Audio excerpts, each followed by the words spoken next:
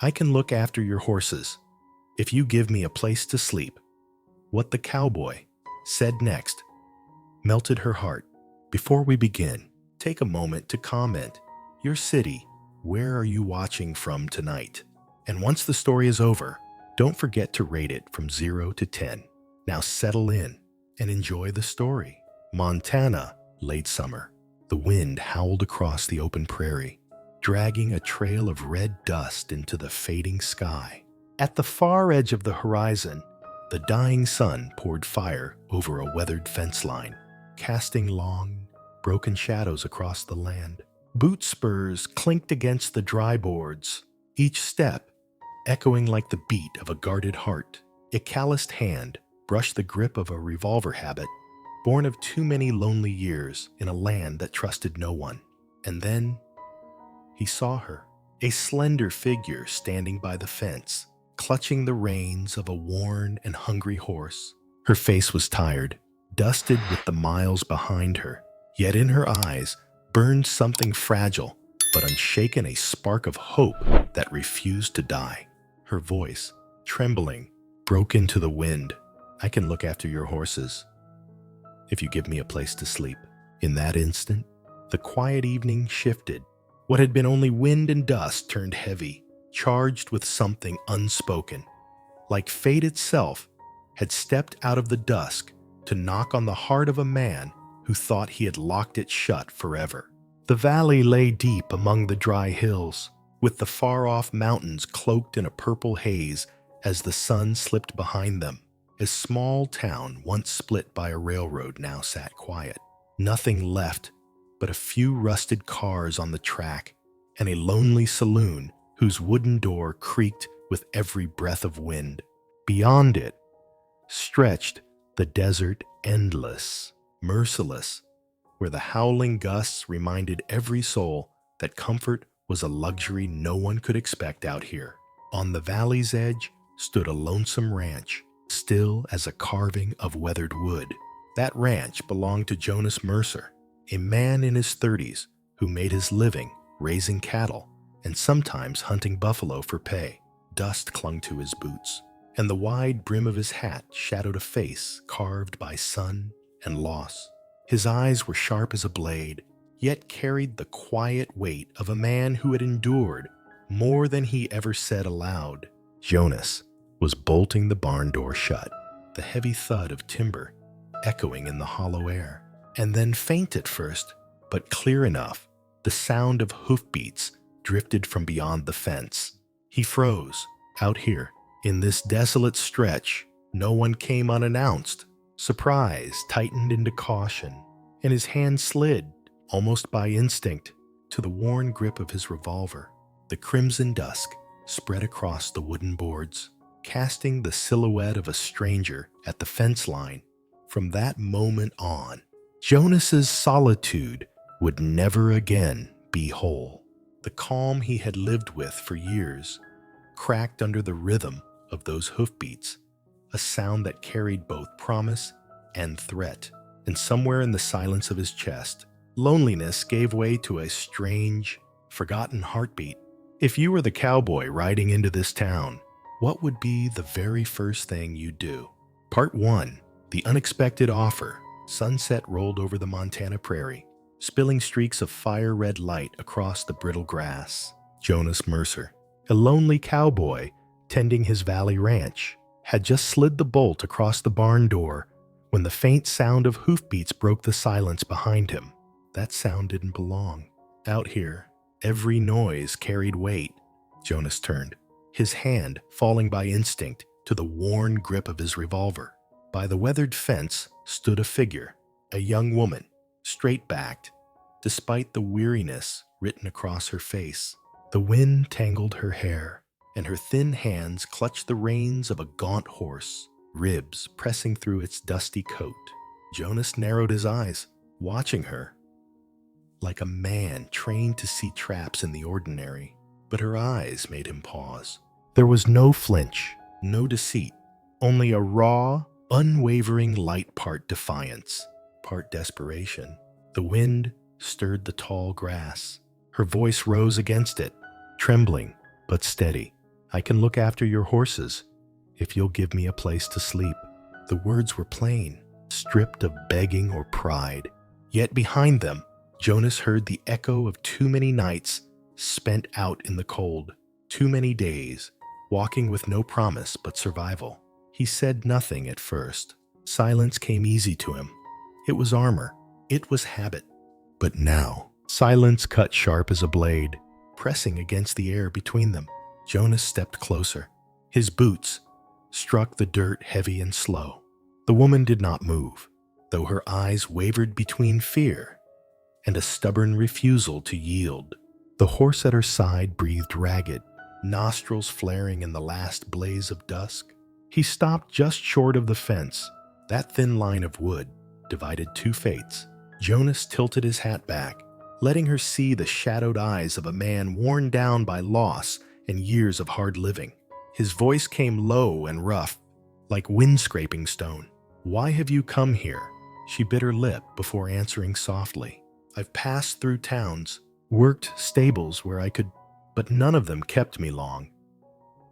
This horse is all I have left." The world around them stirred, as if to listen. Somewhere far off, a saloon door slammed shut. A lonesome train whistle moaned across rusting tracks. Time moved on for the world. But here, at this fence, it seemed to stand still. Jonas studied her hands, scarred with calluses, her hem caked in dust, her shoes worn thin at the heel. Not a beggar, not a drifter, without purpose. Just someone exhausted, but not broken. The wind gusted harder, and in her eyes, Jonas caught a reflection of himself years ago, when he too had left town with nothing but a horse and grief enough to silence him. "You're young," he said at last. "Why not find someplace easier than this?" Her tired smile carried both truth and surrender. "Horses don't turn me away. Where there are horses, I can live." The words struck deep. Jonas knew what it was to cling to one thing left in the world, to guard it as the last piece of your soul. The final rays of light kissed her face, showing tears brimming but unfallen. A fragile kind of beauty, not from youth, but from endurance. Jonas's chest tightened. Caution and mercy wrestled inside him, tearing at the quiet shell he'd built around his heart. He stepped right to the fence, his eyes dropping to the horse. The poor creature's coat was dull, its legs trembling. Jonas reached out, his rough hand brushing the cracked leather of the reins worn nearly to breaking, yet mended with careful knots. He looked up again, meeting her gaze. No trembling now, only a waiting stillness, as if her fate hung on the weight of his next breath. The prairie roared in the wind. Dust whirled like smoke around them. Jonas stood silent for a long moment. Then, with a motion, sudden as it was gentle, he slipped the reins from her hand. She startled, sure he meant to send her away. But Jonas only hung the rope over the fence post, his voice rough, but carrying the trace of a smile long buried, said, "If you truly love horses, then this can be your home too." The defenses around her broke. Tears spilled in the fading light, catching fire in the glow of sunset. She nodded, unable to speak. Jonas turned, striding toward the barn without another word. She followed, trembling, as though afraid it was only a dream. Her horse's weary hooves tapped out a slow, steady rhythm behind her, like a promise. The barn doors opened wide, spilling out the warm breath of hay and horses. Jonas gestured. She laid a trembling hand on a horse's mane, whispering something so soft it was nearly prayer. The animal pressed its head against her shoulder, as though it had known her forever. Jonas leaned against the post, his shadow stretching long across the earth. For the first time in years, his eyes softened. He watched her move through the stalls with a gentleness he thought had died in this world. Outside, twilight surrendered to night. Stars bloomed across the valley sky, and in that moment, within the silence of an empty land, a fragile bond was tied thin as thread. yet strong enough to stir the long, still heart of a cowboy. Part 2. The Searching Eyes. The wind hissed through the mountain pass, carrying with it the sharp bite of night. Jonas stood beneath the porch, the weak glow of a kerosene lamp spilling out behind him, casting his shadow long across the dirt. The young woman stood opposite, her hand still clutched tight around the strap of a worn cloth bag slung over her shoulder. Jonas crossed his arms, silent, studying her, dust tangled in her hair, her dress faded to dull threadbare gray, her shoes worn thin at the heel. Each detail told its own story, each a testament to the miles she had endured. He didn't speak, just looked, yet his gaze was like steel pressing, probing, as if it could cut through the fragile shell she carried around herself. She faltered, lowered her eyes, then lifted them again, forcing herself to meet that hard look, and in Jonas's stare, she caught not only suspicion, but something deeper, something he never let slip, a trace of unspoken pity. Her hand tightened on the reins of her horse. She whispered, almost to herself, "I've grown used to eyes like that. Folks look at me as though I'm just another drifter with nothing worth holding on to. But I know what I can do. I can care for horses. They never lie." Jonas drew in a breath, heavy and rough, like wind caught in a hollow chest. He couldn't yet bring himself to believe her, but he couldn't ignore the truth, burning so plainly in her eyes either. The porch boards creaked under the weight of his boots. Jonas Mercer was not a man accustomed to letting anyone step close to his world. Years alone had made him wary. Every unfamiliar footprint felt like a threat. She set her bag down on the wood, her face torn between unease and quiet resolve. Beside her, the gaunt horse dipped its head into the water trough, blowing steam into the chill night. That simple, ordinary picture stirred something strange in Jonas's chest. He spoke at last, his voice slow and gravel-worn from tobacco and years. "You think I can trust you? Out here, folks survive more on suspicion than they do on faith." Her eyes shimmered under the lamplight. "I don't ask you to trust me tonight, only to give me a chance. If you turn me away, I'll keep moving, like I always have." The words fell soft, yet heavy, onto the porch, and in them, Jonas saw himself years back knocking on doors for a job, trading sweat for a meal, walking away when there was nothing left but the dust of rejection. The memory cut deep, twisting in him like a buried blade. The prairie wind rattled the shutters, and the flame inside the lamp quivered. Their shadows stretched across the cabin wall, blurred, flickering like frames of some old forgotten reel. In that moment, Jonas knew he stood at a threshold. He could bar it forever, or he could open it, even just a crack. He reached for an old wool blanket from the chair, set it down on the porch step. His eyes held hers as he said quietly, "If you're staying, by morning, I'll know if your word means anything." She nodded, barely more than a breath. Gratitude flickered across her face, but not in some desperate display, just the small, steady light of someone finding a patch of calm in the storm. Neither spoke. The only sound was the horse breathing, the wind howling through the grass, the porch door rattling in its frame. Jonas stood, arms folded, his tall shadow spilling across her smaller one. It was a test. No promises, no questions left to answer, just the simple fact of sharing the same air, the same silence. And Jonas, hardened by years of routine, felt his heart stumble in its rhythm. At last, he turned.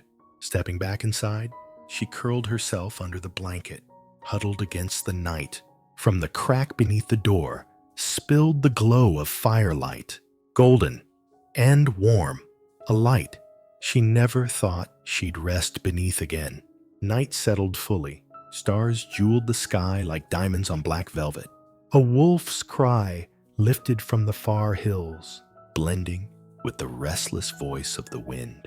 The girl lay wrapped in wool, her heartbeat caught between fear and relief.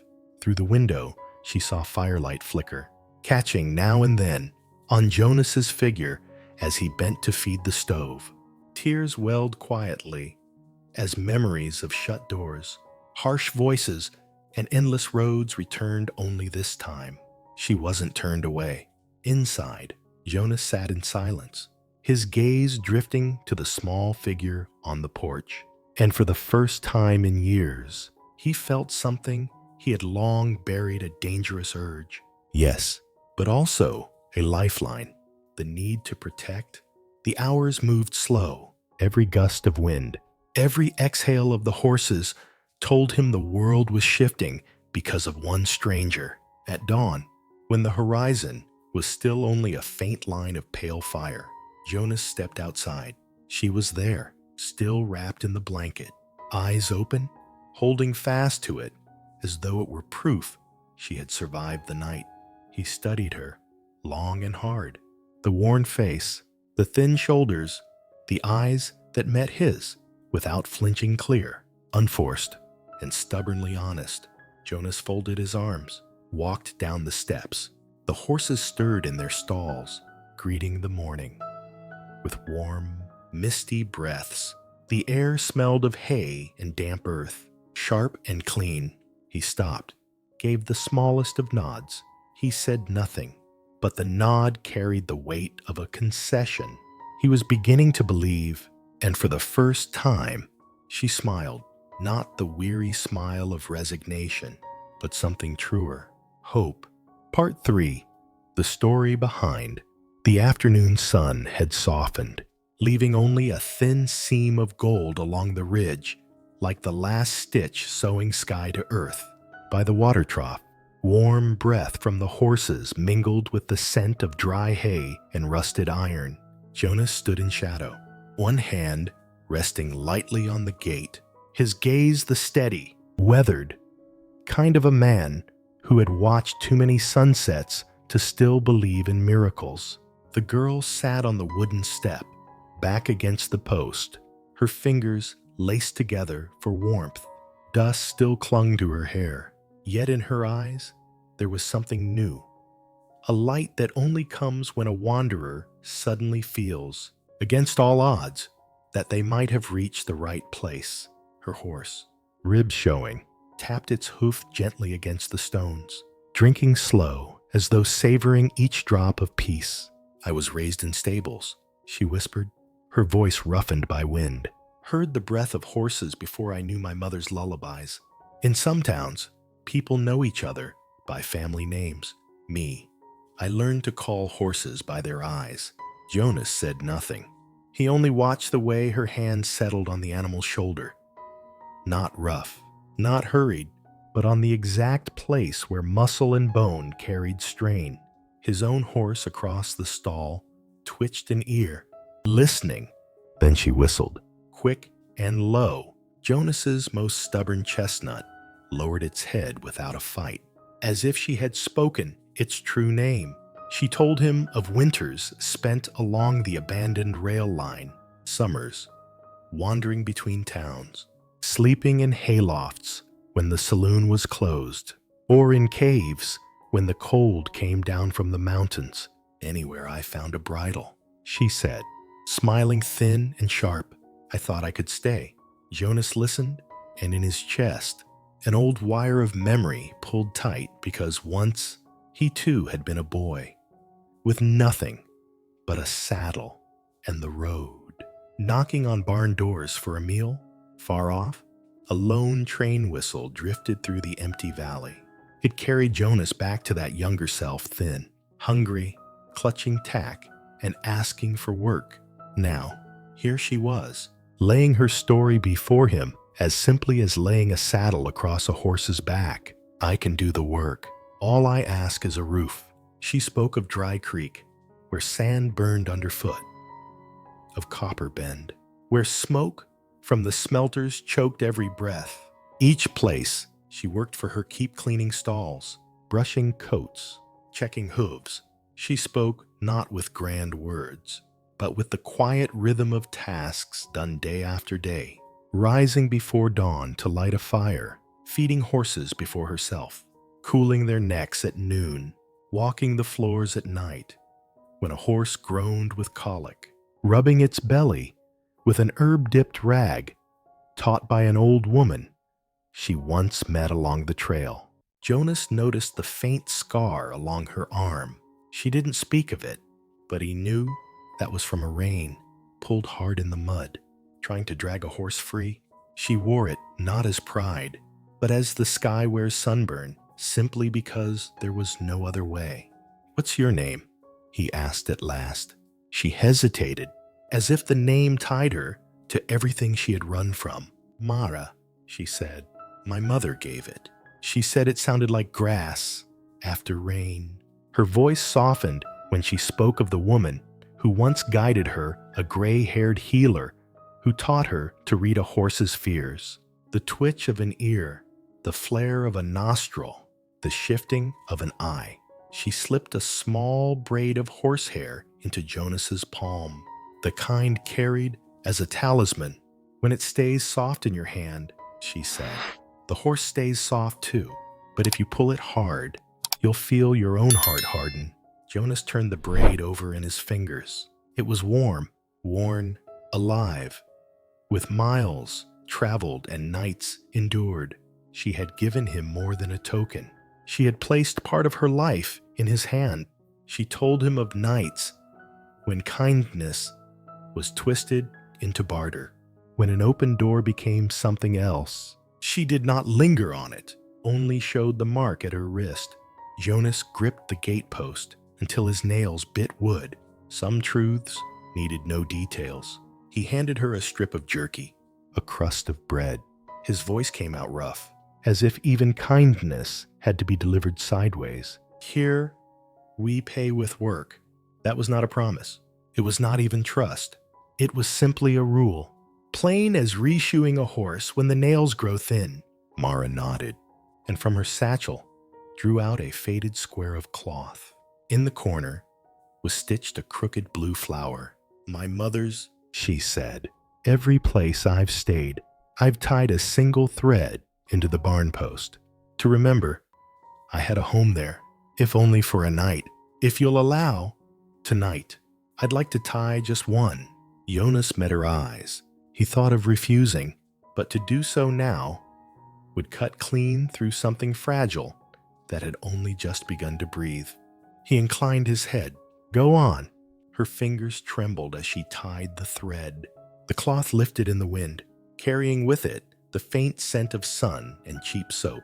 Jonas felt it strike some hidden chord inside him, like the echo of a song he thought forgotten. Night deepened.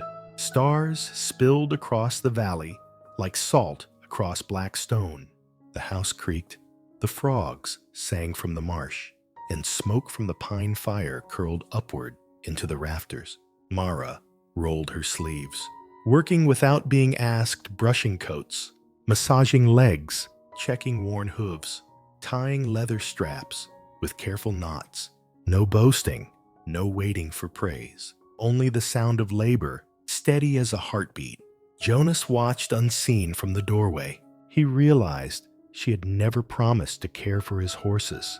She simply did, and that was enough. At last he stepped forward, setting a tin cup of warm water on the porch rail. "Nights run cold out here," he said. "Tomorrow, before dawn, we drive the herd west. You'll ride with me." 2 words "ride" fell into the air like stones into still water, sending ripples farther than either could see. Mara took the cup in both hands, as if afraid the warmth might vanish. "Yes," she answered. Simple, steady. She laid a hand on the chestnut's mane, whispering something only the horse would understand. The thread on her cloth fluttered in the lamplight, catching fire like a fragile line of gold. No oath was spoken. No handshakes sealed the pact. It was written instead in small acts. Tomorrow's dawn would rise over 2 shadows leaving the barn, not one out beyond the fence line. A new wind rose, scented faintly with rain. The prairie held its silence as though guarding a secret, and Jonas understood.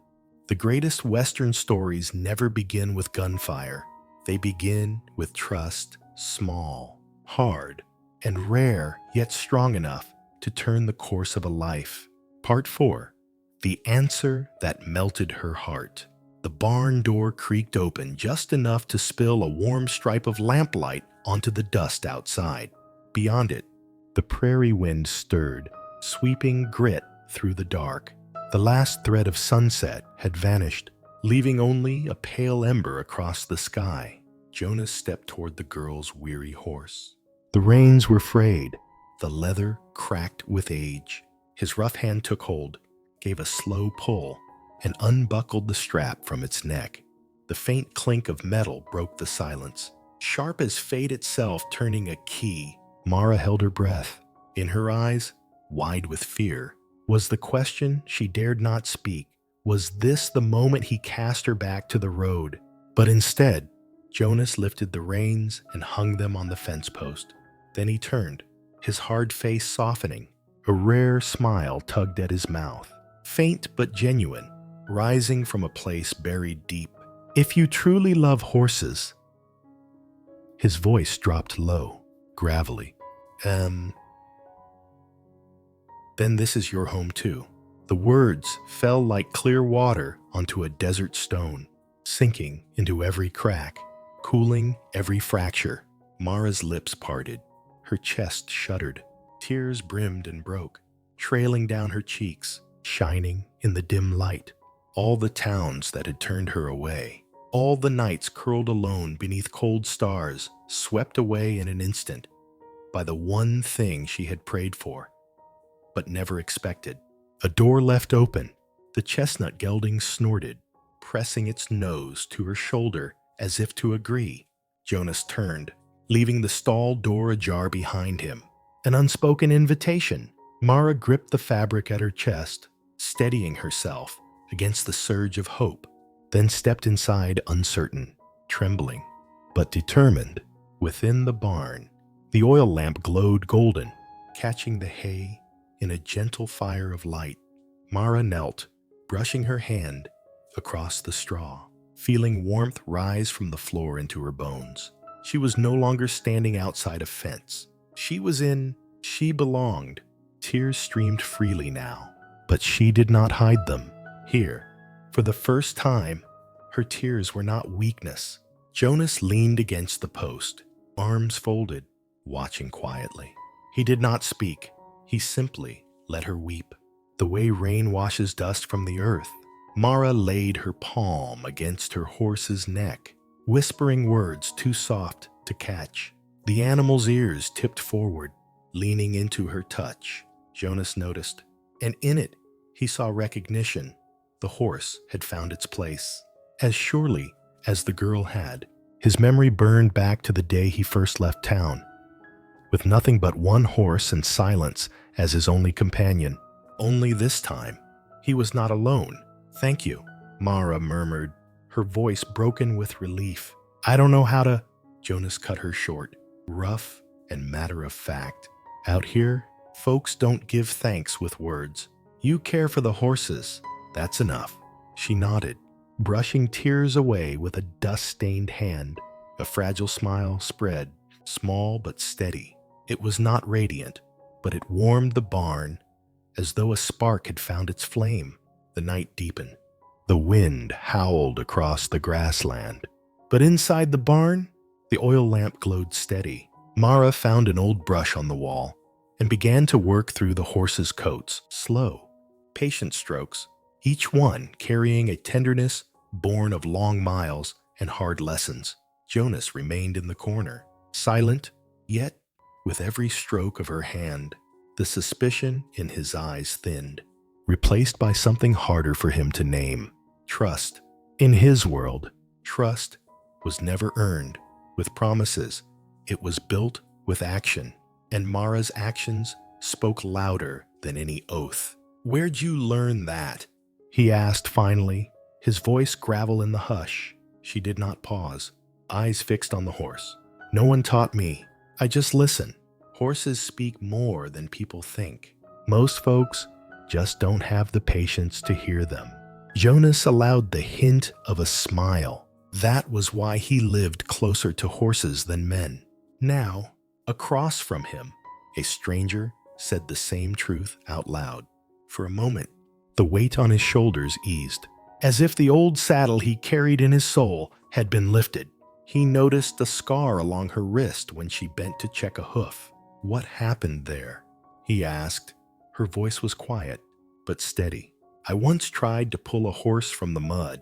It panicked. The reins cut deep. Folks called me foolish, but if I'd let it drown, I'd have had nothing left to believe in." Jonas stared at her, not with pity, but with recognition. He, too, had once risked everything for something others thought worthless, and it was the reason he was still alive. Without a word, he reached into his pocket, drew out a strip of leather, and wrapped it gently around her scar. His voice carried low, almost like a vow. "Here, you won't have to pull alone." Mara lifted her eyes to his. In the lamplight, they shone, wet and unguarded, and she understood he had accepted her, not as a beggar clinging for shelter, but as part of this place. The chestnut horse blew warm air through its nostrils, nosing her hand, as though sealing the promise. The silence in the barn grew thick, but not heavy. It was the fertile silence of new earth after rain, waiting for roots to take hold. Jonas leaned against the post, his voice breaking the stillness like confession. "I thought I'd finish my days alone, but maybe a horse shouldn't have only one set of ears to listen." Mara's smile came soft, not the smile of someone given charity, but the smile of someone finally seen. That meant more to her than any roof or meal ever could. The barn door stayed open, its light spilling into the night, mingling with the dark. Jonas's heart, long shut against the world, had opened just a crack, and through it, hope had entered. Outside, the stars burned thick as salt scattered across black stone. The prairie wind softened, as if even the land itself paused to bear witness to a pact no words could bind. Part 5. A new beginning. Inside the barn, the world had softened. The wind outside had become nothing more than a distant hum, while within there was only a simple rhythm, the rustle of hay beneath hooves, the steady sound of horses chewing, and the mingled scent of warm breath and damp wood.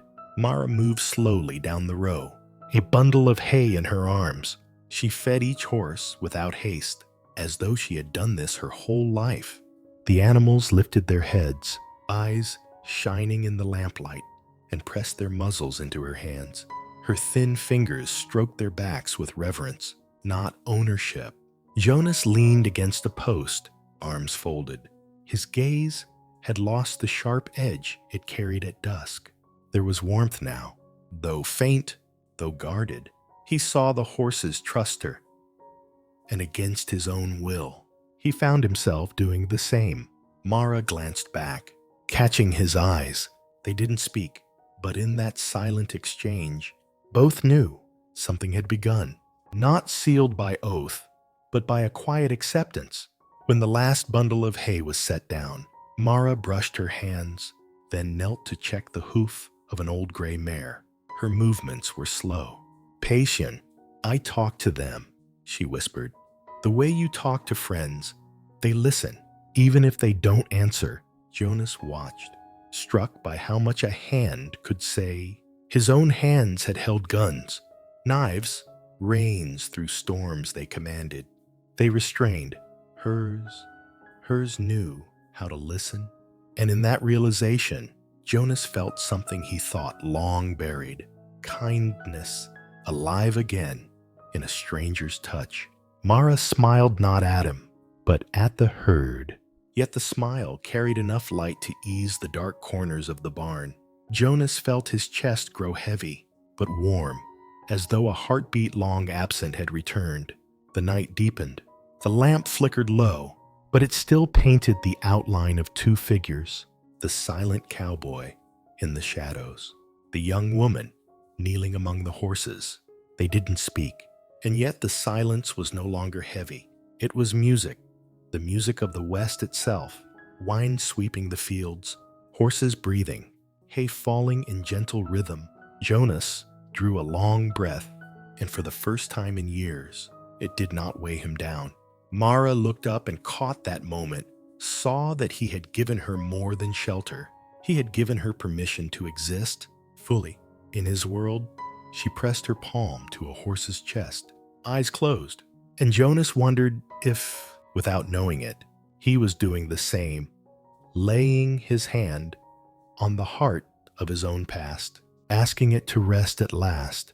From her satchel, she pulled a worn handkerchief, its edges frayed.